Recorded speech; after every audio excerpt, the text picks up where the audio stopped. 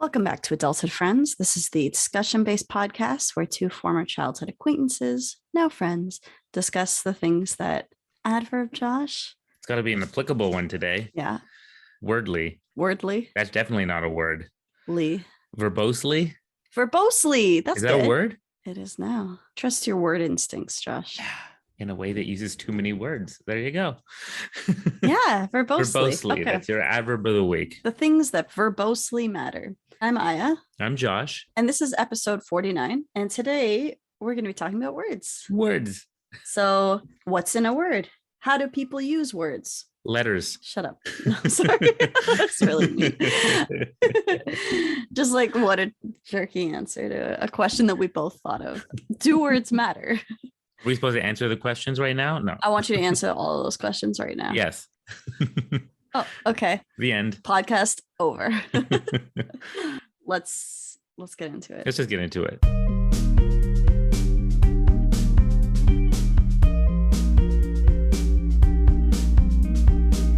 And we're back. Oh, it's so good to be back. Actually, we're back this time because I got up and fixed that water fountain situation. You literally just got back from standing And up. literally, speaking of words, people use that word Too much? incorrectly. I use that word incorrectly sometimes. I'll be like, oh, it's literally this. Wait, it's not literally that. It's figuratively that.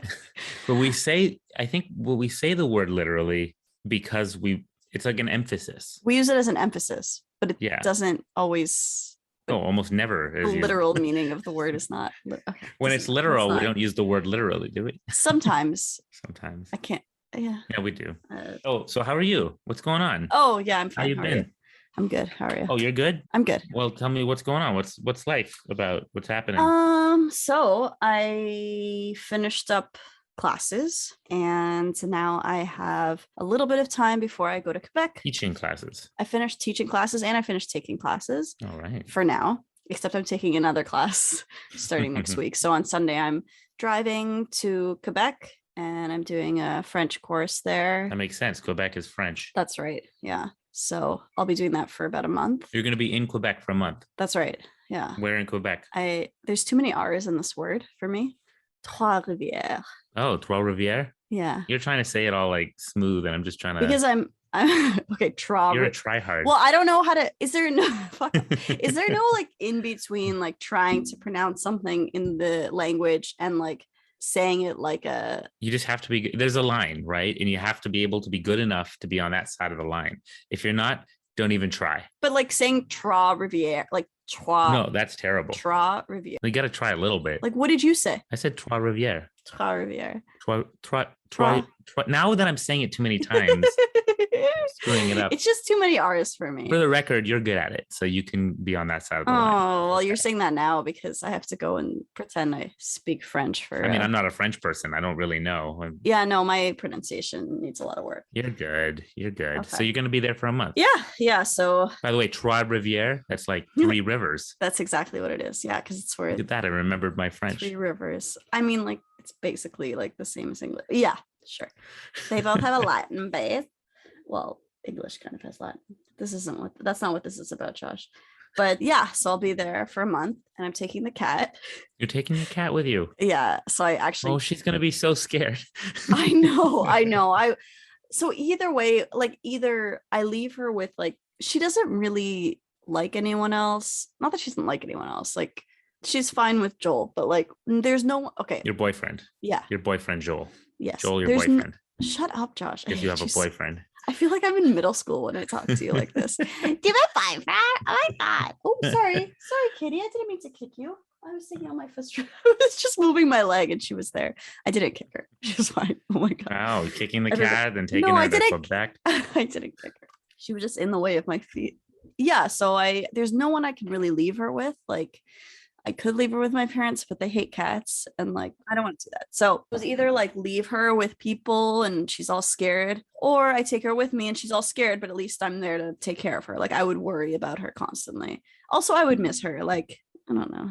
A month is a really long time. I would just be like, I don't want to be here. I want to be with my cat. Also, your cat's your best friend. So actually kind of, yeah, like she's just the best company. Like I would worry constantly and like nobody can talk to her. Right. And I feel like we have I mean, people can talk to her. Yeah, but she doesn't talk back. But like I know, how she is. Would you say that she doesn't use words in her She's communication? Yeah, she's a nonverbal communicator. That's right. Verbal specifically means words, right? Not just noise from your mouth, right? Yeah, she's non-wordle communicator. She doesn't play the game Wordle at all. Doesn't play Wordle. No, she doesn't even like. You play Wordle? I do. I play Wordle too. and I play Word Hurdle, which used to be Wordle too. But then I guess the New York Times was like, you can't use that name. Your Word Hurdle.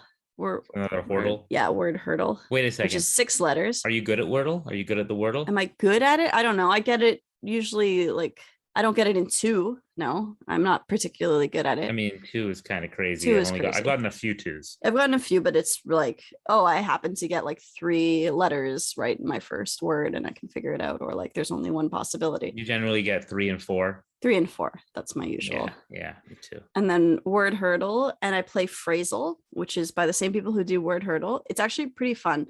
I thought it was weird at first because I was like, how are you supposed to guess a whole phrase? But it's like you can guess each word independently. So the first phrase I write makes no sense. It's basically just guessing a bunch of words at once. But then once you get one word, you can fill in the rest of the phrase, right? Because it'll be like rose-colored glasses. Like that was one of them. Yeah. And it's like once you get rose, you're like, oh yeah. What? You really like words, don't you? I know. I've never talked so much.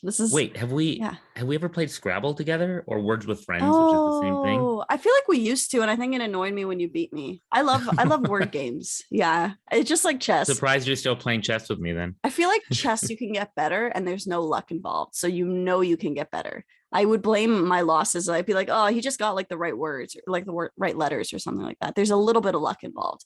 It's easier to get frustrated when there's luck. Sure. So whenever I beat you at Scrabble, it would be because I got better letters. That's the only reason. No, that's not what I'm saying. I'm saying that I'm saying that shut up. I'm just saying that there's like another. I'm sorry, I didn't mean to tell you to shut up. I feel bad now because I know you're known for being verbose, but I'm jokingly telling you to shut up. But then you looked very serious. Okay. No, what I'm saying is that like because there is an element of luck, I find it more frustrating to lose. Whereas like if it's pure skill, which I mean, there's no luck involved in chess. There's none. There's no luck in the game. Not in chess. No. So like, I know that if I work, I can get better at it. It's not like things are just left to the universe. Like it's up to me. I have control of it. So I do it. But I wish there were like a word version of chess. I don't know what that means, but yeah. I think it's Scrabble. But anyway, I think the biggest. No, there's still luck. No, I know. But I think the biggest problem for me when I play those games now, like Words with Friends, is there's word scrambler things online that if you wanted to, you could cheat like really easily. I don't like that. Do you do that? Is that how you were winning against me? No, but I could. And it bothers me that it exists enough that I don't. It makes me not want to, like the other person could be doing. No one knows. Right. Like, I mean, I think we should hope that we're not doing like, what's the point? What kind of a win is it if you win like that? Like I'm pretty sure there's things that you can like put your chess pieces in and it'll give you the best possible move. In fact, you could probably play a computer. Yeah. The computer is like the other person and you're playing their moves and you see. Anyway. Is that what you've been doing? Is that how you're winning? No. Yeah, that's how I get to beat you. Shut up. I hate you. I know. I still haven't beat you, but I have gotten closer to not losing. So you're going to Quebec for a month. Yeah. Yes, that's what we were talking about. That's it. That's all I have. Those are my news. Okay. Oh my god, my cat is so cute. She has like a little toy in her mouth. I love when she like carries it around, like, like imagine like. Wow, you really just put a thing in your mouth and then show me exactly what your cat is doing. In case you don't know how cute a cat. So you do communicate with your cat on her level. Gotcha. I do. Actually, like I give her little forehead kisses and I feel like she knows what's going on. Like, I don't know. She grooms me. Like she'll lick my hands. Yeah. That's a communication. Yeah. My girlfriend's bunny does that to me too. So cute. And she'll like roll over and be like, pet me. Like that's pretty obvious. Or like, I'm sure she doesn't say it. Don't be so sure. She's actually, okay. She's not verbal, but she is very vocal. Yes. I will say she's a very vocal cat. Like you hear her sometimes going like, and if you say her name a certain way, like if I go, kitty, and pretend that right on cue, she went, yeah. The normal. Yeah. What's happening? I'm talking a lot. Are you okay? Why am I being weirder No, than no, you're usual? good. You're good. Oh my god. Okay, yeah, let's move Okay, on. so I hope you have a good time in I was gonna say France, but no, I mean French Canada. How are you, Josh? I don't think I've ever talked that long in the beginning. No, I'm so happy to hear that, especially on the episode about words. Actually, I'm gonna show you something right Yeah, now show that me has your nothing to paint. do. It's the opposite of words. Oh. My friend slash actor Solomon. Is it the opposite of words if it's communication still? Okay, show me the. I don't Show me. know. Show There's a me. philosophical question in there. Yeah. Okay. Sorry. Take a look at this painting. Can you see that? Oh, cool. I like it. It's like, yeah, there's Like surreal type. I don't know. It's like a mermaid. It's a mermaid, She's hot. and he painted it for mermaid Oh. because it's mermaid. You know what else is cool? You're showing me the painting, and then in the reflection of the glass of the painting, I see us. You can see us Yeah. on the screen. So you're like on the mermaid boobies. No, you're not. Oh yeah, there are mermaid boobies up here. Yeah. Movies. This is by Solomon Shiv Landerman, my friend slash actor. Yeah, he apparently this painting was actually inspired by me, partially. What? I didn't know. That was crazy. He wrote me like a handwritten letter with a wax sealed envelope. It's like his. Were you dressed like that as a mermaid? I was not dressed like. It wasn't inspired visually by me. Well, what is that? Well, how else? We had late night. You were his muse? No, we had like late night conversations. Actually, it was inspired by words. Oh. If you want to know, we had late night conversations about the nature of contrast. And I'm big on contrast. I like to say that, you know, as a filmmaker, I want to be known for understanding contrast. So this whole painting is called Chasm. It's pronounced chasm. I learned that, and I've been saying chasm for years. It's chasm. Well, I said it both ways just in case. Yeah, you said it uncertainly. I wouldn't have corrected you if you said chasm. Maybe I would have. I don't know. Yeah, so you could see like you have, it's like this paint. I'm not going to just go over the whole painting. Yeah, no, give us a visual. Do you want me to describe it for our listeners? You describe it. There's like a mermaid on one side in a kind of dark watery background, and she is higher up at the frame. And then there is a sort of flying creature, almost gargoyle-esque man, kind of, you know, darkened, and he himself is more darkened, but the background is like very, like he's close to the sun, like he's, you know, up in the sky, but he's below her. She's above him in the frame, and he's like reaching for her, even though she's supposedly underwater. It's just cool. Yeah, he definitely that's cool captured, I think, contrast in this painting. Anyway, it's beautiful, and he gave it to me as a gift. That's lovely. And I have my very own painting. And it's like an original artwork. Does it have a name? Often it is titles, a print, but yeah. Often they have titles. Oh, it's a print of a painting. Yeah, it's a print, but it's called Chasm. Oh, it's called Chasm. You already said that. I'm sorry. Yeah. Anyway, that's really cool. So I just got that recently, and very cool. When I start hanging things on my wall, I'll have to do that. Yeah, what's gonna happen to that women sitting on a ledge with hats? Oh my God, beautiful painting. That's not my painting. I'm not taking that with me when I leave. I mean, that's very clearly your taste in painting, Josh. For those who don't know, Aya's being sarcastic. I am being sarcastic. I'm using words. Outside of that, I've been doing a lot of writing. Good for you. Huh. Yes, this is a good segue. I've been writing.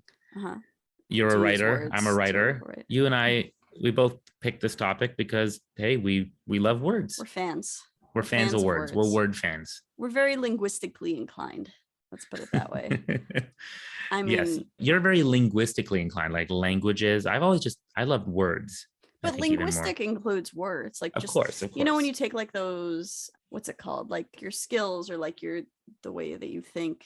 People have more linguistic. Some people are more tactile. Some people are like, I mean, you have a bit of. You're verbal, yeah, more verbal. Yeah. I've always been more in the verbal category. I think my dad gave me a test when I was. My dad, you know, he's one of those. Oh yeah, I want a parent giving me psychological tests. Yeah, like psychological tests. I love psychological tests. It turns out, you know, when it comes to like math and stuff, that kind of thinking. Yeah. That's not my thing. But verbal, I've always scored like really high. Yeah, I mean, you do talk a lot.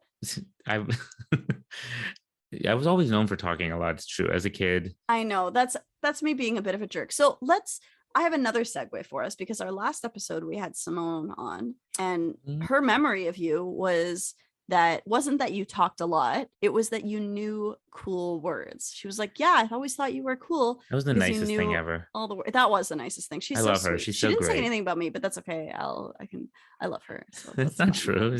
She thought you were great. You guys were like best friends. She didn't say that, but that's fine. I don't want I'm sure if I said that, she'd be like, oh yeah, you were great. be like, oh, okay, thanks.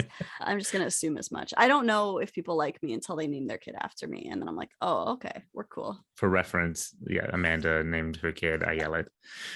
And Aya for short. They call her Aya. Oh, really? They really, Yeah, they really really went for it. took it on. I want to meet that little baby. And names are words as well. Now I feel like I see words everywhere. Oh my gosh. They are everywhere. I'm really excited. I don't know why. Wait a second. Wait. We talked about all these heavy topics for so long. It's nice to just talk Yeah. about words. I think that's it. It's like, oh, we could just talk about something I love. Watch this episode get super heavy. I don't know that it could. I mean, It depends what words we use, depends. what words we focus on. That's right. So yeah, Simone Yeah, she said that you liked remembered that I did like to use defenestration. words. So yeah, my favorite word, I don't know about you, I have a favorite word. My favorite word is defenestrate, which means to throw somebody out a window. I think it's cool. And It's a great word. Yeah, it is comes from window. the Latin.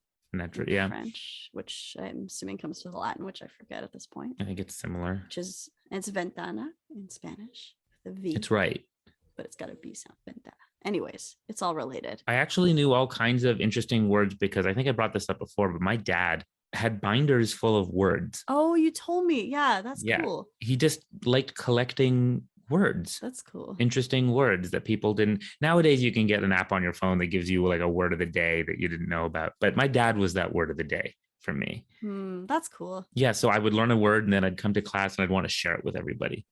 So defenestrate was, my favorite, but there was also decolate. Oh, I don't even know. It's a synonym for decapitate. Decolate. Oh, I feel like you must have told us that and I just forgot. Yeah. I think I even brought it up on here. Bodkin. Okay. What's that? A bodkin is it's like a small dagger or needle. Oh, okay. Okay. Interesting. It's very specific. And then when I wrote short stories in elementary school, I just started throwing these words in there. He took out his bodkin and he stabbed. Oh, I don't know. And the teacher's like, is this softcore porn? It sounds. Oh my God. What is this bodkin? That's what you would, as a teacher, I guess, think. I would never say that to a student. I would Google bodkin, but we didn't have Google at that time. I don't think you would immediately think porn if you didn't know what the word meant. No. You wouldn't think, oh, a sophisticated But word. if you say he stabbed her with the bodkin, I'd be like, what the fuck is a bodkin? Sorry, Josh. I'm sure that was a very lovely, innocent story. It was. About stabbing someone. Very innocently violent. Yeah. Violence is considered innocent. Yeah. Yeah. What's your favorite word, Aya? Do you have a favorite word? Poop. I don't have like a fancy favorite word. Poop is your favorite word. I think poop is my favorite. I don't know if it's, you know what? I don't know if it's poop or poo. And I'd like to clarify. I don't like poo or poop. Apparently you do. Or the smells related to it. I do like the word poo. It's very satisfying to you. And the word poop. You're giggling every time you say it. You must love I find it. them so funny. It's just the way that the P and then the O, poop. It's just such a cute little word. Boop. You must also love the word boop. Like when you boop something. I love the word boop. I boop all the time. And that's not even a real word. Not to be confused with boob. No, not boob. Boop. Yeah. I don't know. Do you think poo or poop is funnier? Boop. I don't love the words poo or poop. It's not my thing. What's wrong with you? Everybody loves those words. I don't know about that. What kind of a person? I'm very mature. It's true. Some words sound it's not more about, enticing than others. Fun. Like some people really hate the sound of the word moist. Oh yeah, I heard about that. I don't care. It like bothers it's not people. great. I kind of like it actually. It's kind of interesting to me. Moist. I could see you like. Okay, that's enough. No, I like poo. I think they had a whole thing about that in Dr. Horrible's sing-along blog. If you've ever seen that. No, I don't know. Musical Neil Patrick Harris. Oh. There was a character named Moist or something, and everyone was like, "Oh, it's weird." Yeah, it's strange. I mean, the ways things sound in your ear can make you feel a certain way. So I just find like poop. The poop makes you feel all giddy inside. The word, the word poop or poop or boop. And we get it. You love poop. Boop. Boop isn't a word. If I was allowed to say that boop is a real word, I would say that's my favorite word. Boop. Is poop a real word now? Boop. Oh, poop. Is poop? Poop is definitely a word. I guess so. Is boop with a B. This is getting weird.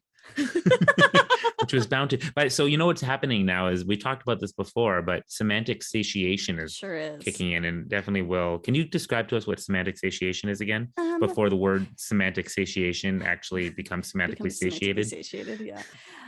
Semantic satiation is when you repeat a word enough and it seems to lose all meaning to the listener. Is that it? Yeah, and it's just like a jumble of sounds. It just sounds like noises, like Yeah. sounds that don't have a meaning. Yeah, it's weird. Yeah. So if you say a word over and over again, that's what happens. That started to happen to me today when I started thinking about the name Tom Cruise. But it's a name. It's already nothing. Even so, everyone thinks, oh, Tom Cruise. But then Tom Cruise. You're so weird. Cruise.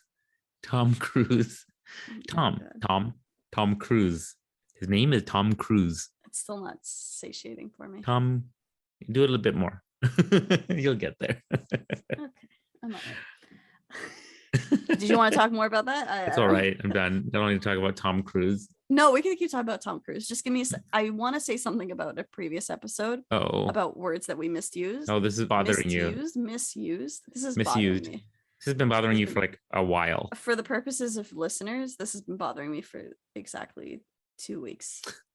Right? I don't know. Yeah, we said ALS instead of ASL. So American Sign Language, when we're talking to Simone about like clapping versus like doing like jazz hands as clapping for people who are using American Sign Language. You mean when you were crapping on me for not understanding this and you were explaining to me as a teacher would? You know what, Josh? Someone with knowledge. I'm much nicer as a teacher than I am to you when you don't know something. Also, because and you were trying to tell me this is what ALS is, and I believed you in the moment, and I kept repeating ALS. I know, yeah, ALS we both kept repeating it. And Simone sat quietly and probably was like, I don't feel like she knew and she didn't say anything. We know it. It's all good. She didn't want to make us look bad. We can make ourselves look bad. We made ourselves look worse, or she just didn't notice, and maybe nobody would have noticed if I hadn't said anything. Yeah, no, ALS, ASL, not ASL, which is a language, sign language. For the record, we had the word right. We did say American Sign Language. Did we say American Sign Language? I know we didn't say language sign. Yeah, that's true. I feel like I also like wanted to show you that you didn't know something, because you said like 6 times during that episode that Simone was the smartest girl in the class, which is fine. She is. I very happily secede to Simone, but just admit that she's the smartest person in the class. Oh, that's fine. Yeah, I can do that. Because if she's smarter than me, then no. I'm just Remember, we had a division. She's smarter than someone whose favorite word is poo. Then, you know. We used to divide as like kind of guys and girls in the class, right? A little bit. There weren't even any smart guys. It's always the girls that are smart. Will, despite our issues in elementary school, he was very smart. Yeah, no, he was. So I also thought like he was super smart. Him and I think your intelligence was drowned out by some of your quirks sometimes. But you're intelligent. I don't know. Not as smart as Simone, but nobody is. I'm not, I don't think I could be quantified. Sure. Yeah, let's put it that way. Anyways, let's put it that way. We don't have to quantify our intelligence. Yeah. But your linguistic intelligence is quite good. So now that you let everybody know we meant to say ASL. Now I feel better and we can move on. We did a whole episode on words just so Aya could correct herself. Yeah. Also, puns. We've talked about puns before. We have talked about puns, and I love puns. You apparently don't, even though you named your cat after a pun. You know what? I keep thinking about puns and whether or not I like them. And I think I'll have to admit that I like making them. You're conceding. I'm conceding a little bit. You just don't like that you like them. I think that's the issue. I feel like sometimes when someone makes a pun, I feel like a groan, an inner groan, or I actually do groan. Like, that's the feeling I get. Like a dad joke. Yeah.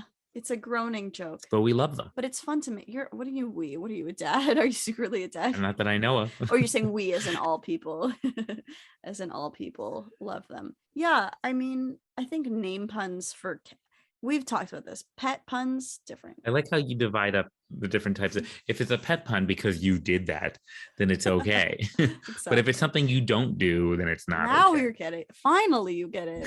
Finally, Josh. I have a question for you that has nothing to do with puns. Okay, I'm good with that. Real question here. I'm listening. Sticks and stones may break my bones, but words will never hurt me. Do you agree?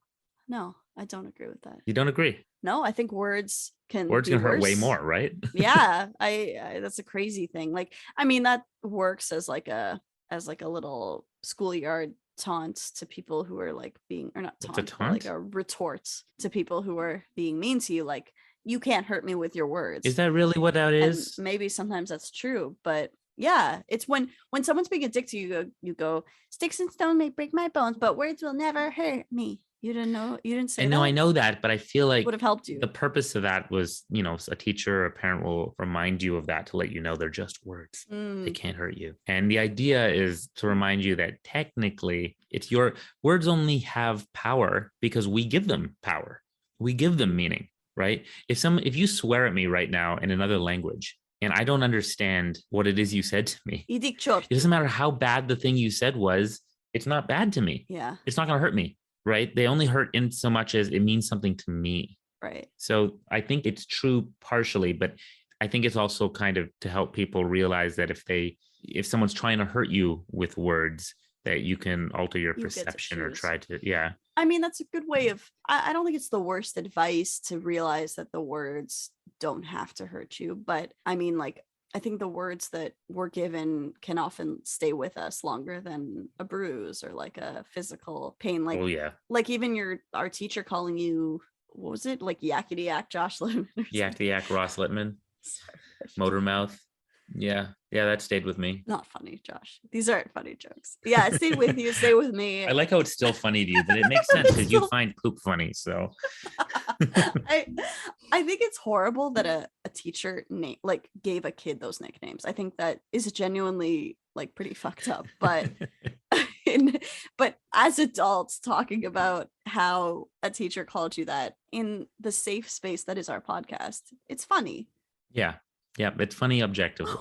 It's objectively funny. You look really serious right now, Josh. You're doing your like, I'm gonna laugh because I want to show that I can take a joke, but it hurts me on the inside. Does it still hurt to hear yakety yak Ross Littman or Motormouth? I'll be honest. I don't like that I'm the person who talks a lot or like talk too much. Like, I don't want to be that guy. So far, I've talked way more than you. It's not what I mean. Yeah, People no, as a defining feature of me or as something that people identify with me as talking a lot or fast. And I know how my brain, as I've said before, I feel like it works a lot more normally than my mouth. One's catching up to the other. I don't know. But also I lose what I'm going to say sometimes if I don't get it out faster, or I feel that I do. Maybe there's an anxiety in there. I don't know. And I've done a lot of work to try to minimize that, but it still happens. It comes out at different times. And I'm also a very energetic person, I would say. So there you go. The words episode got more serious. Got real intense there. You know what? It's better to have more to say than to have nothing to say. Like, you have a lot of opinions. You have a lot of things to say. I have too many opinions. No, you don't. It's good. It's nice. Look, I wouldn't have filled all these episodes just myself. You've got lots of stuff to say. People want to hear it. I wish I could figure out why I'm such a, like you said, like there's different types of intelligence. And I think that's how we described it. But there's the verbal intelligence. I think that's what it's called. Yeah. And my dad kind of, analyzed me and, that's like it's a thing. It's a way to be intelligent, I guess.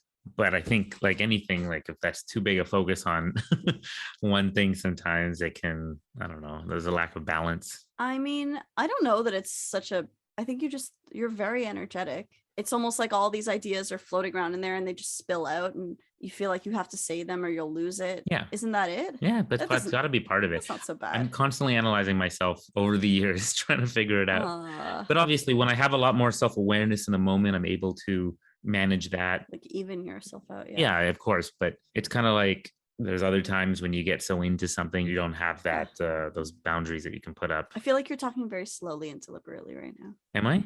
Because you're like aware that we're talking about. No, it's okay. We all have our stuff. I tell people, I say like, no, we all have things, I'll be like, shut up. Oh, I hate you. Oh, I'm so sorry. Did I hurt your feelings? It's like, just pick a side. We all have things. Like, for example, I'll say, shut up, I hate you all the time. It's just a thing, It's just a thing. I can't help it. Yeah. Yeah. Self-awareness helps a bit, but we all have our stuff.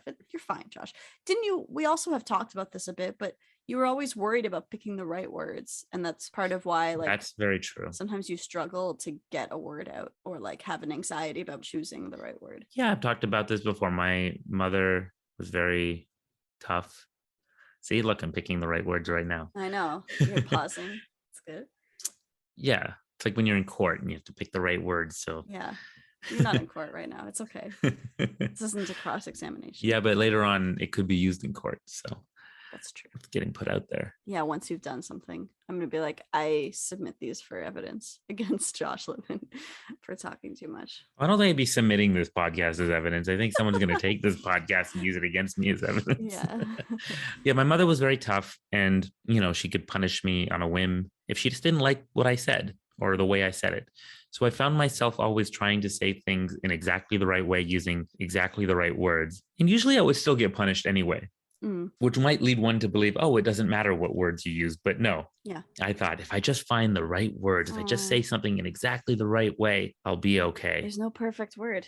I don't know how you write so much. Like, do you not agonize over the right words when you're writing as much? I mean, I know you do when you write the descriptions to our episodes, but I do, and I don't, and I do. It depends on the time. okay. I was just writing with my friend Jacob, my co-writer. Mm-hmm. It's true. We get into like long tangents sometimes when we're writing a line in our script about a word. Okay, so that does happen. It does happen, but it's not happening like nonstop.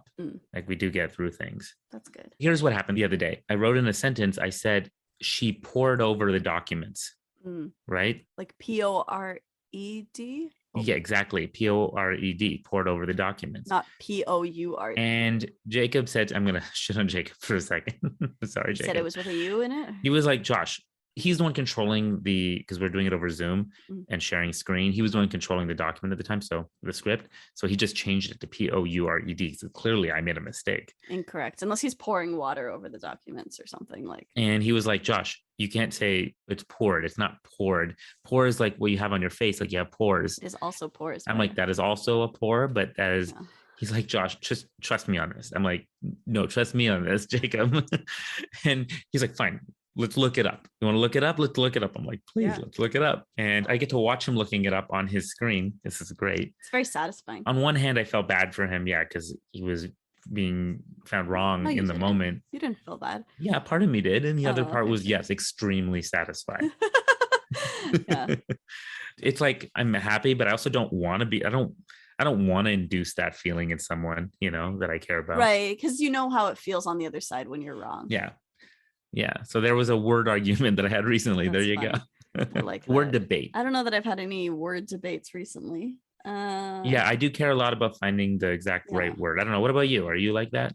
Sometimes. I remember like when I was learning Spanish, it would always I would get stuck on a word. So I kind of learned to it really hinders fluency if you're always looking for a very specific word, because you're not going to have the specific words in another language, especially. So I started trying to be a little more not loosey-goosey, adaptable, a little more adaptable, or if I didn't know a word, I just say the English word and just keep talking, and you still overall maintain the sense of fluency. But yeah. So in English, when speaking, not really. I've tried not to care, because it really, then I stop too much and I sound like I don't know what I'm talking about because it's all these pauses. When writing, in a first draft, I'll just dook, dook, dook, dook, dook. And when I don't know what word to use, or I'm I know this isn't the right word yet, but I don't want to interrupt my flow, I'll just write a word, a filler word, and either put slashes in more words, or do that. And I always put an asterisk to say this isn't the right word. I'm going to come back to it later. So then later I'll look it up in thesaurus and be is that the right word? Is that the right word? Oh, there's the word I was looking for. That's the word that fits perfectly. So, but if I did that constantly, it would take me forever to write anything. And this is I'm talking about academic stuff, although I'm also using that for fiction. But yeah, it does bother me. That reminds me, how's your novel coming, Aya? Oh, shut up. No, actually, so I started, and I was starting cold because I hadn't worked on it in months. You did tell me you were going to work on it. I did work on it very recently. Part of my working on it was a different kind of working on it than you would want to hear about. Wait a second. You said you were going to message me when you were working on it. No. Okay. Let's clarify one thing. I know that you mean this well, but I don't want you checking in on me, because then I feel like I had. You don't want me being your accountability buddy? No, don't be my accountability buddy right now. When I'm in, I'll let you know when I want you back in the accountability buddy role, and I appreciate it. But right now, I'm in Wait, when did I lose it? I didn't know. I got kicked out. You didn't lose it. No, you didn't lose it. I'm just. I lost the job. I'm pausing your Are you firing me, buddy? Yeah. Suspension without pay. Suspension without pay. It just it was a job without pay. So yeah, it's also suspension without pay. Yeah, because right now I'm doing backstory stuff and outlining, and I know I already had an outline, but I kind of changed certain things. One about cults, right? It's not about cults, but the main character has the background of being in a cult. So another thing that I've been doing is reading memoirs of growing up in a cult. So I got a stack of books, and I read one over the past few days. You can't just dive into personal experience for that? What cult have I been in, Josh? No, Cult of the Jewish day school or the what? Hebrew day school cult. No, it's not a Hebrew day cult. school cult. No, so I mean I just like to have more stuff to take from. And I've been watching like masterclass videos with Margaret Atwood where she talks about different, because I've never taken a creative writing class other than in high school. And I feel like there's things I need to think about that I haven't really been thinking about. So Hmm. I don't know if I'm procrastinating or if I'm preparing, but I have felt a lot more like inspired. So this has nothing to do with words. As long as you keep moving forward. I keep moving forward, yes, and I have lots more notes and things like that. So I'm trying to do the same. I already have a process that I used for writing like nonfiction for school. So I think I'm just going to use that same process, which is that Yeah, why not? I gather a bunch of books, I go through them until I feel like enough, and I have all the little bookmarks and I have all the notes, and then I never get stuck because I always have more Mhm. to draw from. It's not just like me and the page, it's like me and all these books. As long as you actually get to that point where you start writing it. Yeah, well, I should. I hope so. I want to do that before I start school again in September. So Cool. But I won't be your accountability buddy until, no, you. until then. Oh, Josh, now you're acting like you got fired from something. Listen, it's more that it was putting a pressure that I wasn't ready for at the moment. But when I'm in it again, I will ask you for that accountability buddiness. I like how I'm making it all about me. Well, yeah. Yeah, Josh, this isn't about you, you narcissist. No, you're not a narcissist. Okay, so the novel is coming along. That's enough about me. Yeah, and how's your writing? You've got writing stuff going on. Is this interesting to people? I don't know. I find it interesting. It's all that matters. That I'm talking about my non-written novel. I feel like one of those jerks who's just like, I'm writing a novel, and we all have our moments where it's like, oh, it's going to be terrible. Like, why am I writing this? Also, one of the memoirs that I just read about and it actually wasn't really about a cult as much as it was just like an abusive childhood, but it was very interesting anyways, but really not well written, which is part of why I could read it so quickly, because when something's badly written, I kind of like just read it quick. Yeah, I read it quickly because I don't like sit and like analyze this. You don't pour over. I don't pour over every word.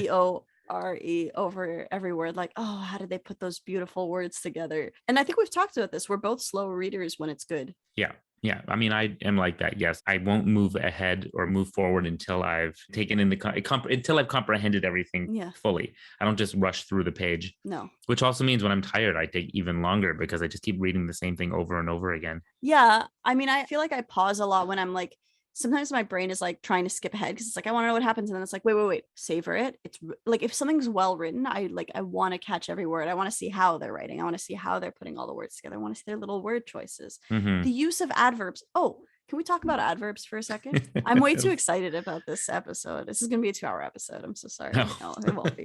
I'm just kidding. So remember when initially, like, why we started that adverb thing? Because I was like, no, adverbs are bad. I think I read in a Stephen King book on writing, like, to use. I also read that book, by the way, which I'm very proud to say. Well, I listened to it on audio book, but still. Okay. People call that reading these days. I did it while I was running. I would run and listen to Stephen King's on writing. Man. I don't know. Honestly, I wish I could absorb audiobooks the same. I can't. Like, podcasts fine, but like audiobooks, I'm like, I just want to see it. I don't like someone reading it to me. Anyways, so you remember he says something about adverbs and how they shouldn't be used as copiously as something like that. Yeah, you shouldn't use them copiously. Is that what you were saying? Is using that an adverb? That works, right? Willy-nilly. Yeah, you shouldn't use an overabundance of adverbs, especially when they're not necessary. Mm. So a lot of adverbs aren't necessary. They're just flowery language. I agree with that, but they can be fun. Is it not a stylistic choice though too? Because like then I was trying to pay attention. I was like, these people use tons of adverbs. They're good writers. Like, I don't know. I go back and forth on the adverb situation. A lot of things are subjective too. That's just one person's opinion. I think obviously it holds weight and truth in certain contexts. Just other ones are more subjective. Yeah. Also, can I just point out, this is the last thing I'll say, and then you talk about things, because I feel like, no. I don't know. We've had a few people on that when we say, like, you choose the adverb, and they're like, can you remind me what an adverb is? Yeah, we've had people come on and be like, can you remind me what an adverb is? Yeah. Yeah, so it's kind of funny because, like, we sit around obsessing over it and then forget that, like, this is not part of a lot of people's main thinking. Like, if you're not, well, to be fair, or maybe it is, it's not that it isn't. They might not be able to categorize the words that they use or see, but they see adverbs all the time. They see them. They kind of inherently know what an adverb is. Maybe, like, when I teach my students like in first year, I'll teach them parts of a sentence. I'll be like, what's the subject? What's the verb? What's the object? Like they don't know. Yeah, people They don't don't know break down those. sentences like that. Who doesn't? People just in general. Yeah, people don't know those things. And if they did, they don't remember. I can hardly remember. I think they should have taught us that better. They barely taught us that in school, to be honest. I think I learned that more when I was learning other languages than when I was learning English. Half my arguments with Jacob while writing also involve us writing a sentence where we'll say, I'll just come up with a line here. Like, he sat on the chair punching a man or something. And he'll be like, is the chair punching the man? So aggressive. And I'll be like, no, he's punching. Well, you can. And we always have to figure out, okay, did we write this correctly so that we know that it's the person doing the thing or the object that they're interacting with? Interesting. I forget what that's called. It's like subject verb confusion or whatever. Yeah, I guess so. I don't know how common that is in writing, like accidentally. I feel like you wouldn't make that mistake, but I don't know. I don't know, it just happens a lot, especially because we're always trying to condense the number of words that we have in a page to have less pages. We want to get all our scripts down to about 60 pages. So you're writing a screenplay, right? Yes. So those are things that aren't necessarily read out loud. They're things that are like stage directions, or you still read the screenplay. I mean, until it gets made, it's got to be read, and you want it to be succinct, and you want it to read well. You want it to be exciting. Did you say succinct? Yeah, succinct. Succinct. Is it succinct or succinct? I say succinct. Oh boy! Oh my god! It's getting so meta. You gotta look it up now, don't you? Yeah. Do you say successor or successor? Success. Succinct. Oh, now I'm typing in success instead of succinct. Am I like Jacob? No, am I about to be proven wrong? No, I have no idea. I don't know. I'm curious. There's 9 pronunciations. Yeah.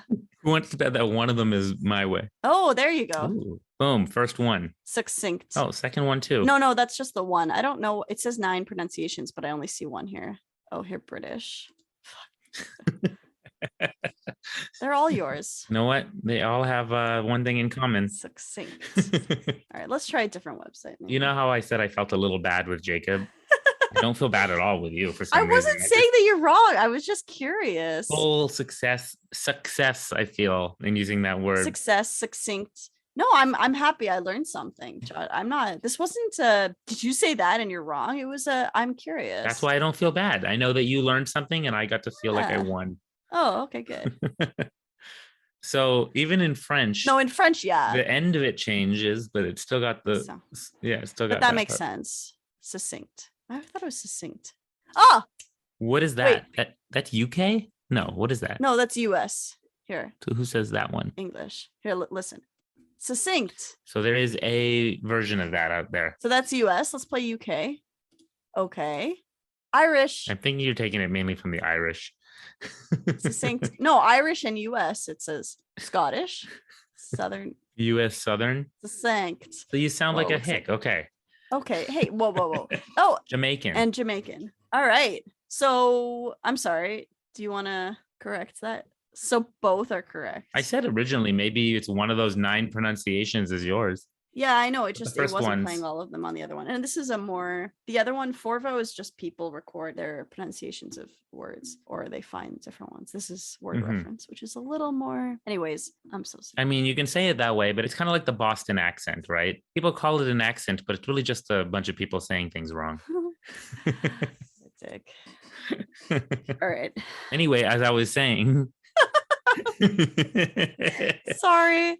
Yeah, that was quite the. Let's see if I can even remember. Oh yeah, it's scripts and stuff that I write with Jacob. Like we try to lower the number of words, make what we're saying more succinct.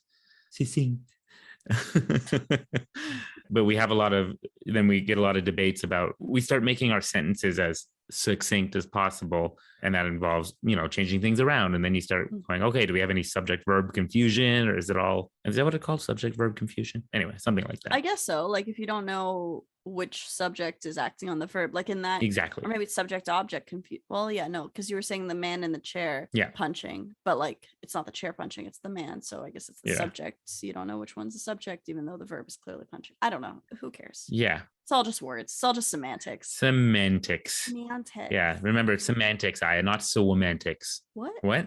Oh, fuck you. I remember in high school, like I had an English teacher that was like stupid feminist. Oh, he didn't say it like this, but it was essentially That's what you his, heard like, in what your he was head. Yeah. saying. That's what he was saying. Stupid feminists. They want to spell woman with a Y instead of, so it doesn't have the word man in it. And I was like, that's a fucking great idea, man. I don't understand the problem with this. Why are you such a dick? Here's the thing about words. They come into play not because there's some like Bible on words out there. What people do and use It's becomes, called the dictionary, but yeah. I know, but But I'm yes, no, saying, you're right. You're right. You're I'm right. not saying the No, dictionary you're was right. found somewhere at the beginning of time and says, guys, this is how we say all the words. I mean, neither was the Bible, but The okay. dictionary was made because everybody says things the way that they say them, Yeah. that they choose and agree on saying them to the best of their ability. Mhm. And then we write the book on it. That's right. And the book can change because we change what we do. And so Yeah. there are a lot of fights going on But, like, over words and what words mean, because those are battles. And whoever wins, that it gets put in the dictionary. yeah, there's a name for that, like, arguments. It's like use dictates. You know what I'm talking about. Like, there's a whole argument about whether or about when something goes in the dictionary. Like, how much does it have to be in use? Yeah. But yeah, you're right. Like, I think it's generally accepted that language evolves and how people use a word is how it. Yeah. Every year they announce all the new words that are entering the Right. dictionary because of their use. And yeah, so there are a lot of battles out there. Some of these battles are very serious. You know, they change laws, right? Laws are all about words too. The laws that we have, you know, the words are very, very important, just like in a court of law. The words that you use, that's why they say following something to the letter of the law. Mhm. Like if you do or don't could be the difference between whether you spend years in jail.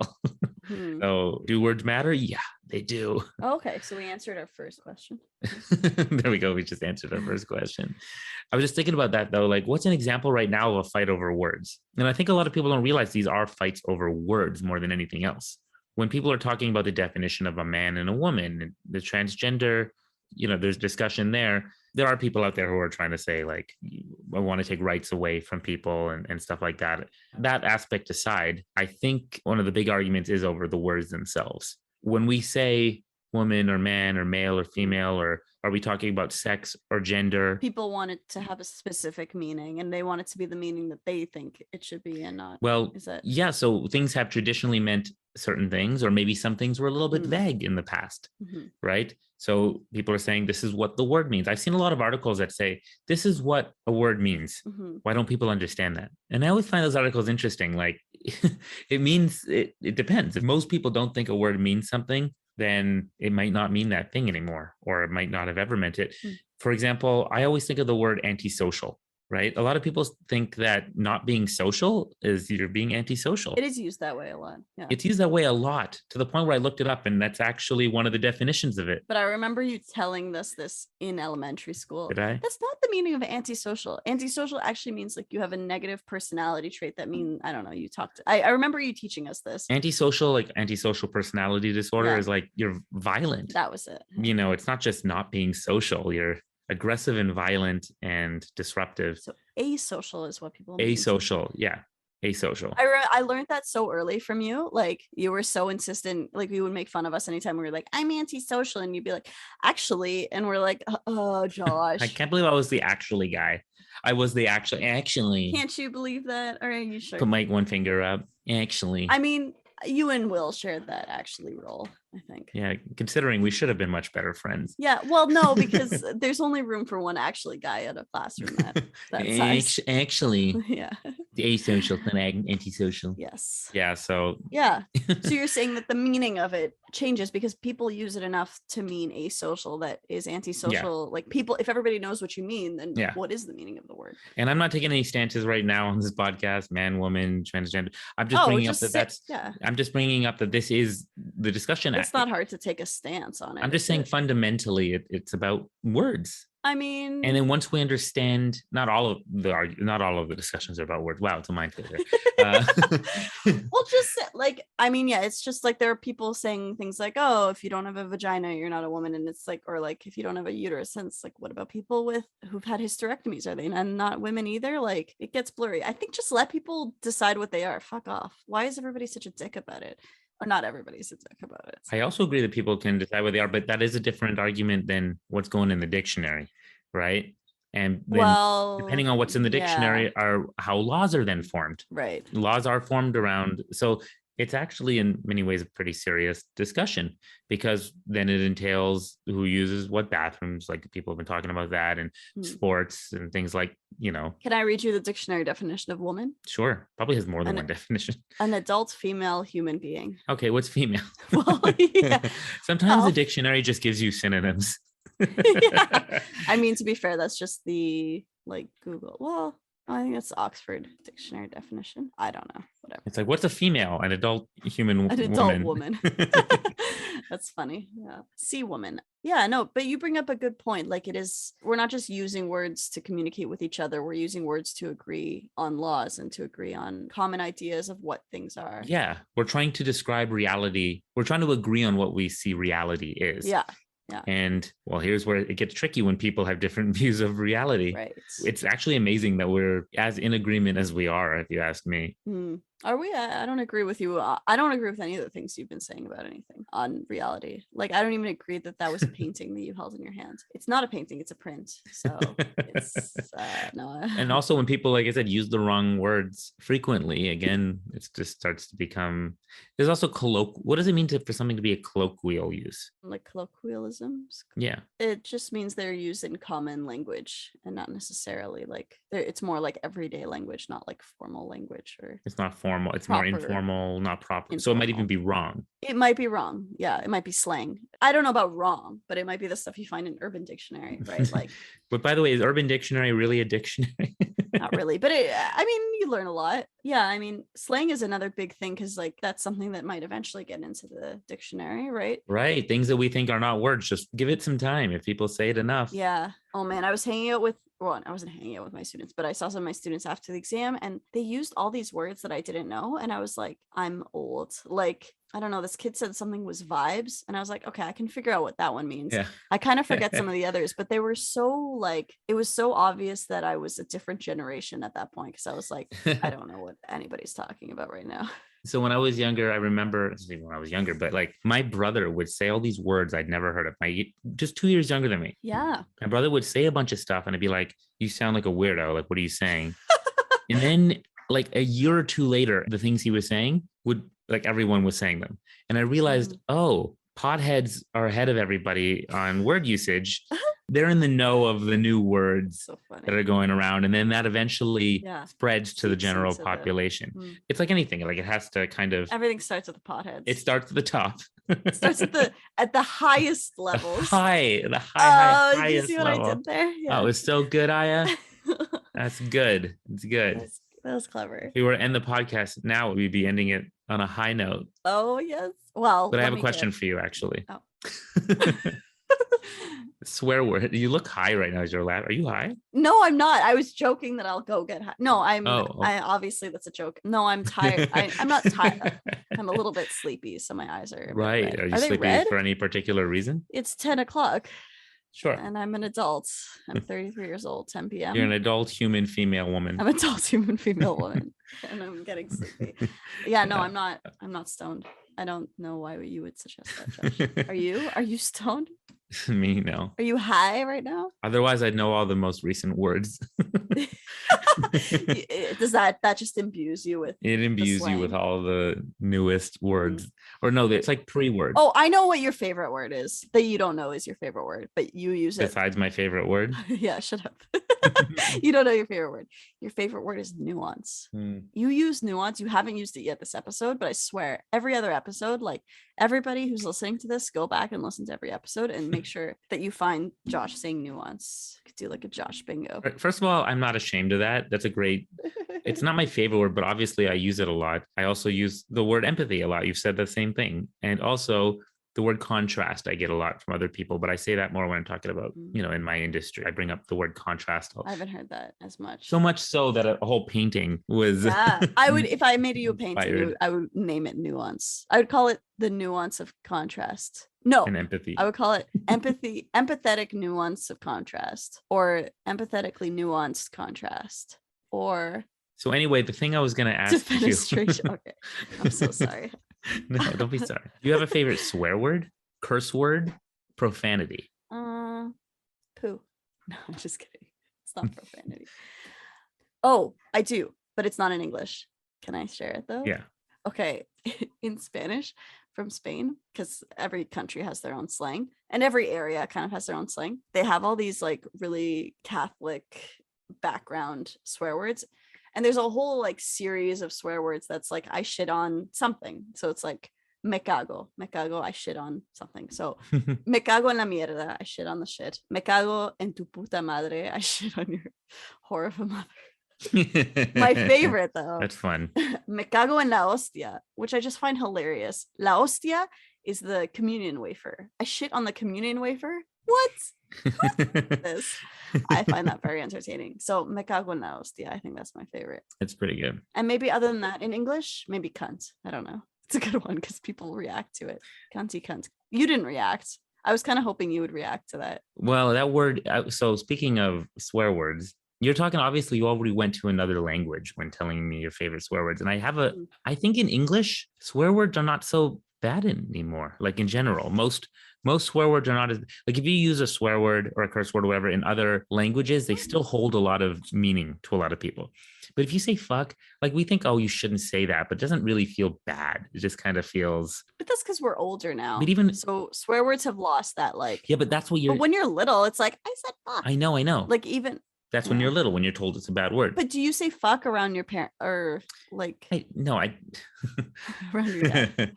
Around my one parent. I got it. It went through your brain right there. It's just like, oh wait, like your parent who would care, because dads don't care as much. He wouldn't care. I don't know. it. Do you say fuck to your like elderly relatives? No, I don't generally say that. But so it still has some kind of something. I'm not saying it has no meaning, but I'm saying that it's so much more mild, I feel like, in English. There are a few words that still that do hold a lot of deep, harsh meaning still, right? Like the N-word. I can't say that word. I won't say that word. I can say, cunt is a pretty bad word, but I can still kind of say it. Yeah, I don't even know why it's such a bad word. Like that one still has a lot of meaning, though. It just means vagina, right? Like, yeah, it still has some meaning. Can I just say though, like in English, the words are very like kapoom. It's like very, they're very like, yeah, it's like flowery. Me cago en la hostia. That almost I could be saying. That's a phrase though. I love flowers.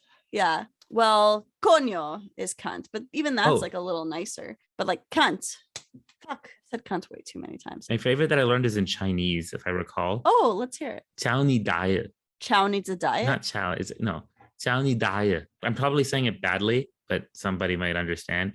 It basically means like fuck your father's older brother.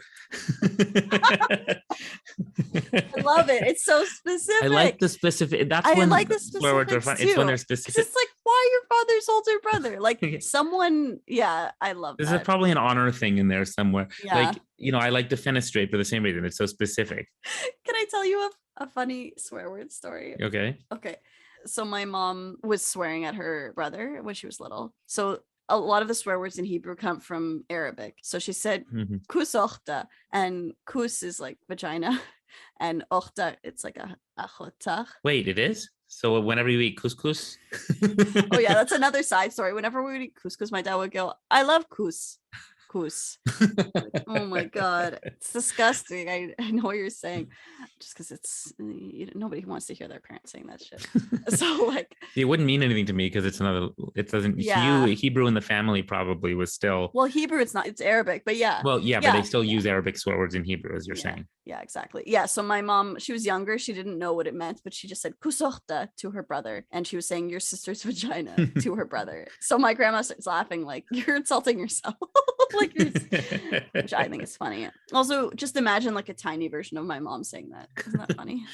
I can see why it's funny. Yeah, like a little child, because you know her and she's an adult now. Yeah. So that was my side story. I'm sorry. Yeah. So your favorite swear words come from another language. We were pointing that out, and mine also I think probably comes from another language. I mean, I love saying fuck. Fuck is a fun word. Yeah. I love stringing English swear words together, but they're fun and they're funny. They don't generally hurt that much. Fuckity fuck. Yeah, it's just. But you just admitted that there are words that you won't say because they have a history. Oh my gosh, you're so black and white about this. Nuance, Aya. Oh my god. No, I'm just saying that there are. I'm not saying that they have no extra meaning.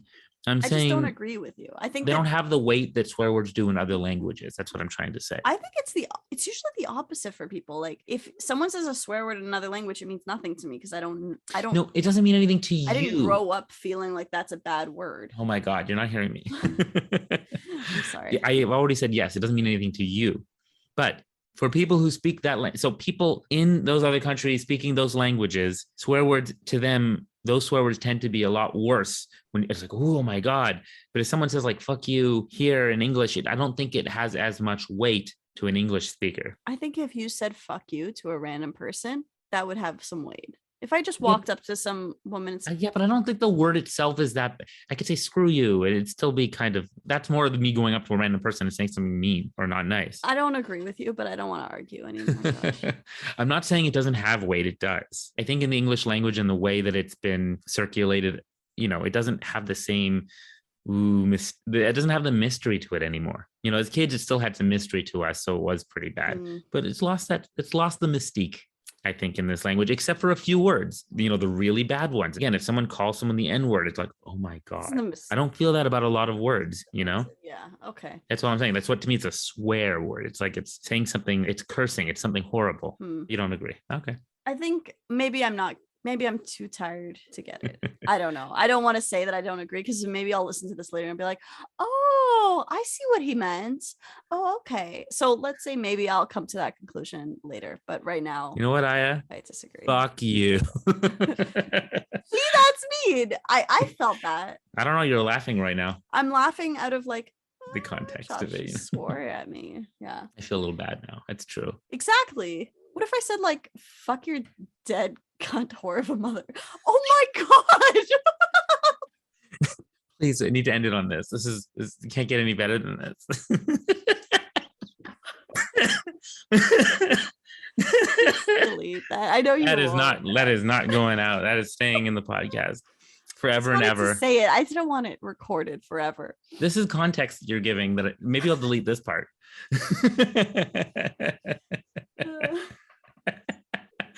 I think I should just open on you saying that. Oh my God. Okay. But I just proved you wrong though. You felt that, didn't you? Obviously, you could say horrible things to people. But it was the words that I used. It's a string of words together. It's not bad. I'm not saying it's not bad.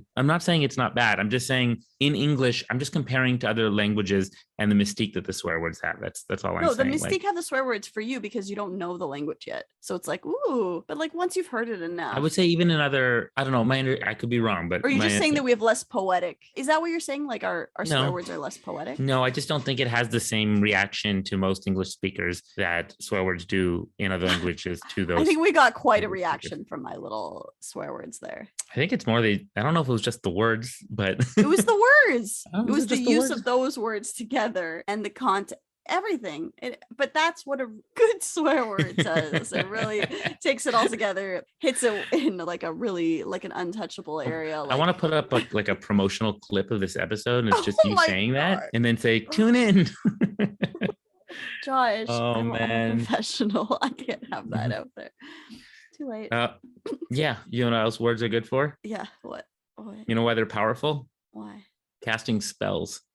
That's true. Lumos. Expelliarmus. Accio phone. I always like whenever I want something that's on the other side of the room, I'll be like Accio phone. Isn't it Accio? It's Accio? Accio? I don't know. This is the same issue. I don't know either. Fucking hell, Josh. I need to look it up. No, don't look it up. We're done. That's it. Wow. Expelliarmus. I don't think we've ever done an episode where you want to end before I do. Wow. How to say Accio? Accio? I send forth. Okay, whatever. You know what? It doesn't matter, Josh. It doesn't. Oh my God. All right. Autocorrect. Judging people by use of their. I don't need any of this. Oh, judging people. Learning new words. Do you judge people by the use of their words, Aya? Sometimes. I mean, if it's their first language, I don't judge them. I assess them. I especially don't if it's not their first language. No, if it's not their first language, I don't. But if it's someone's first language and they use certain words, they should know better. It's not even like they should know better. It's just like their use of certain words gives me an idea of the kind of person they are.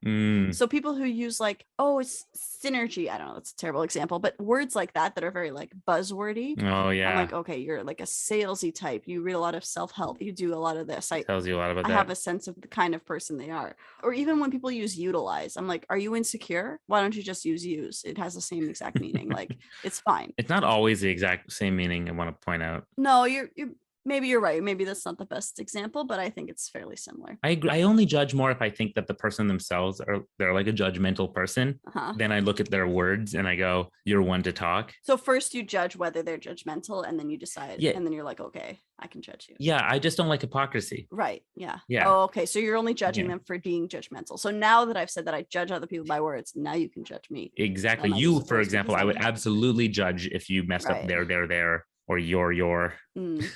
Affect effect.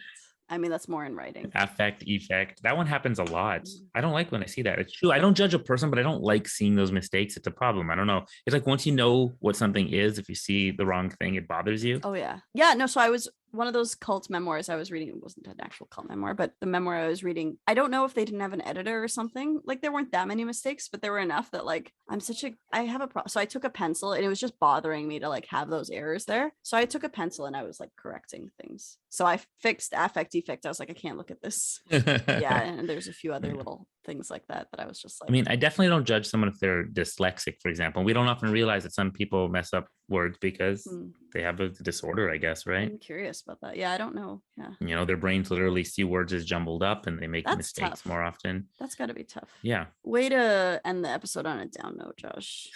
The last thing to talk, words with positive connotations versus negative connotations. Oh, yeah. So there's this chart here and it starts with the title is Your Words Matter. And it gives you like a list of things that are instead of this, try this. I think it's talking about, this is like for parenting and teaching tips. So instead of be quiet, try, can you use a softer voice? Instead of calling a kid motor mouth, try, wow, you have a lot of words. Instead of Wait, is that actually on there?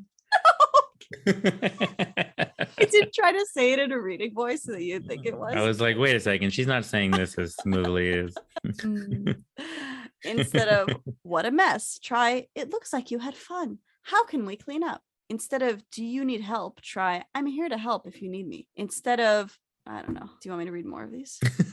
I'm tired. The point is, there are negative ways of getting your point across, and you can try more positive ways. It'll be more effective because words have power, they have meaning, and depending what you use, you can more get what you want. Obviously, there are people out there who really understand this, and those are manipulative people who actually can use their words to very ill effect. I don't know if you've come across anybody like that, Aya, who has a way with words to manipulate you. Silver-tongued. I know immediately we're all thinking of those charming, like, oh, they manipulated me into kissing them or something. I just mean like even you find yourself in horrible situations because they know they have a way with words. That's what we call people like that. I guess we often think of them as charming. They have a way with words, but being charming doesn't mean you're actually a good person. Right. There's also people out there, by the way, who are terrible with words. And they're not necessarily bad people, but it takes a while to understand that. Because I think, I was reading this too. Of course, words are powerful tools of expression when used effectively, but you can also sabotage yourself or others when using them ineffectively. And it's important to remember that. Yeah. And I think what you're bringing up here is effectively, not affectively. People should know the difference. That was a joke, Josh. Okay. No, it was a great joke. It was a word joke. Idik chortu. Oh, this is a swear word I learned from my grandmother. We were driving and I said, teach me some Russian. And she said, idik chortu. And I said, what does that mean? And she says, it means go to hell. So the whole time we were driving home, I told everybody to go to hell. I saw some comedian talking about, he was saying how someone was arguing that cunt was like a worse word than the N-word. What? And he was like, I know it's not a worse word than the N-word. He's like, you know how I know? You're saying the N-word. Yeah, exactly. Yeah. Yeah. You won't Seriously. say it. Yeah. There are words, by the way, they've lost complete meaning over time. Like if I call you a kike, do you care? I still feel that one. I don't know why you guys don't. Remember when I wrote that in our group chat and I thought it would get more of a response and it didn't. I was like, guys, I just used the word kike. What's going on here? Why are you not responding to it? It was a hilarious joke as well and nobody responded. But yeah. It sounds like a kite mixed with a dike. Exactly. But it's a kike. It just sounds fun. It doesn't have zero meaning to me. It's apparently for a lot of people may not even know. It's a bad word for Jews. It's supposed to be like the N-word for Jews. But most people don't even know that anymore. Well, I don't know. Our new poll will be, do you know what the word, does the word kike sound like a bad word to you or not? Does it just sound like kike and dyke? So that really, I noticed when I said Kike. you're a kike, did you feel that? Does it bother you? Yeah. Really? I was like, what the fuck? Yeah. I don't know why. It's so funny. It has zero meaning to me. I don't know. I know. That's why nobody responded to my hilarious joke. I assume. You're not admitting that my joke was funny. I mean, Josh, you know how insecure I am about my hilarity. maybe if you try it a few more times. This isn't about me. Maybe if I mention it like 6 more times, like I've already mentioned it 15 times. For the record, what Josh. you're bringing up, by the way, is so you, me, Daniel Botner, we've got on, Mhm. Amanda, was it Amanda? No, not No, Amanda. She wasn't in that. I don't know why we should have included her. And Pierce Safeman. You, Dan, and Pierce. Yeah, because we met up with a guy to talk about our experiences. Our experience in the Hebrew Day School. I was like, oh, this could be a whole episode of Adulthood Friends. We had all of Yeah. us on Zoom together chatting about our experiences. Yeah, we should have had Amanda too. I mean, Dan just invited who we knew, I guess. But Yeah, we talked he was about her. available. That's the same thing, right? Oh yeah, we did. It's exactly the same thing. Talking about someone who isn't there. We used our words. We used our words, but yeah. You know, when someone says, like, use your words, Mhm. you know, when they're not able to express themselves in a Yeah, when a kid's like, you know, like use your words. it's considered like a mature thing to be able to use your word, which I think is just another way of saying learn to fucking communicate. Like Communicate. Yeah. communication is key. Yeah, words ultimately are about communication, and communication is key in so many things, Josh. It is, Aya. Relationships, it's the cornerstone of The cornerstone? cornerstone of relationships. You don't get away with it in this episode. I don't get away with it anyway. Anytime I say something wrong, you're like, cornerstone? Oh, we're gonna. No, I mean, obviously, it seems like such a, we talked about words today, but it's really just the building blocks of the most important way of us connecting with other human beings. Yeah, We're supposed to sharing communicate reality. and connect, exactly, and sharing our reality, because without them, we lose a very important way of communicating and thereby connecting with others. Yeah. And we'll be very alone. We'll just be like a bunch of cats. Well, isn't language what separates humans from other species as well? It's apparently one of the big, you know. Well, now we're talking about language, not just words, but yeah. I was just going to say, even not just that, even memory, right? If you think about your earliest memories, from what I don't know if this is always the case, but in general, a lot of our earliest memories are ones that we could actually describe with words. If we couldn't describe what we, in our minds, like a lot of us have I think most of us. Oh, like when you're pre-verbal or something. Well, I'm saying like most of us have a narration in our own head, right? We hear the words in our head, even if it's not coming out. What do they call it? Like it's a inner dialogue, an internal monologue. Internal monologue. Okay. Yeah. You know, as soon as you start having that, you need words for that, right? And that will help seal things into memory when you can picture. Yeah. Some people probably have internal monologues that are pictures, a series of pictures. Sure, but like you still book, or a graphic novel, but that has words. Still, but when you remember things, you remember them with words usually too. If you see a picture, you described it with words. Yeah, very important. It is. It's important. I'm gonna have to cut out your yawns so that people don't feel tired listening to the episode. I'm so sorry. I got tired. That's why I'm talking so much. I talk more when I'm sleepy. That's okay. This has been another episode of Adulthood Friends. If you enjoyed this episode, please subscribe wherever you like to listen. We're on Spotify, Apple Podcasts, Google Podcasts, Overcast, and anywhere you like to listen. Wordle. You can listen to us on Wordle. No, you can't. No, you cannot. Liar. What a dick. Yeah, so follow us on Facebook. Josh periodically updates our Facebook page. And not really. I need to do that more. But Okay, still follow us. The more people follow, the more I feel inspired to update and put things up there and inspired Josh. You know, interrupt my life. Inspire Josh to interrupt his life with more updates. I think that's about it. So how do we usually end this thing? We already said how we ended it. Don't do it again. No, Josh. we didn't. We didn't say. No, I'm not gonna say it again. I was gonna say like a string of horrible swear words again. You should. You know what's a fun thing about Russian that I learned? What's happening right now? My good friend Roman back home, I remember when he told me, he's like, the fun thing about swear words in Russian is that you can just apparently string them together and it always makes sense. Like grammatically, like doesn't matter how you throw them together, it just kind of makes sense. So you'd be like, you say suka blaskatina pidaras, which is like bitch, fuck, shit, I don't know, bitch again, maybe pedophile. You can do that in English. But it's the way I don't understand here. I remember him saying that you could just like string them together. Grammatically, it works. Is it that you can change the ending? Because they have declension where like the ending of the word changes the type of speech it is. Like, so maybe that's what they're doing. Yeah, maybe. I don't know. You should ask him. I don't know. For more details. Yeah. What's that? It's just swearing in Russian. Oh, okay.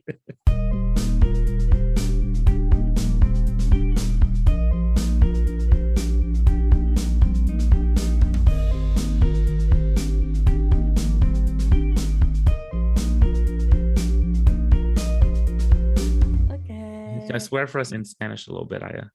Vete a la mierda, pinche It sounds so pendejo. No, that was a sweet. weird Oh, little, I know like, pendejo because oh, of you know pendejo? on TikTok and Instagram stories. It's always floating around on there for some reason. All the It's more Mexican. So it's kind of weird because like different countries really have different, like pinche pendejo is very like Mexican Spanish, North American, Central American Spanish. Whereas like you would not say that in Spain Mm, the same way, or at least not the pinche part. I told you my favorite one. Me cago yeah. en la hostia, or me cago en tu puta madre. That's kind of what I told you before. That's another good one. I taught a whole class on slang one day because they had finished all the other work. So I was like, I'll teach you slang today. And I used to do word of the day with one of my classes because they were like, can you teach us the swear words? And I was like, okay.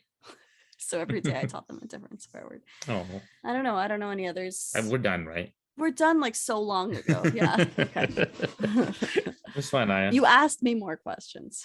Yeah. Boop.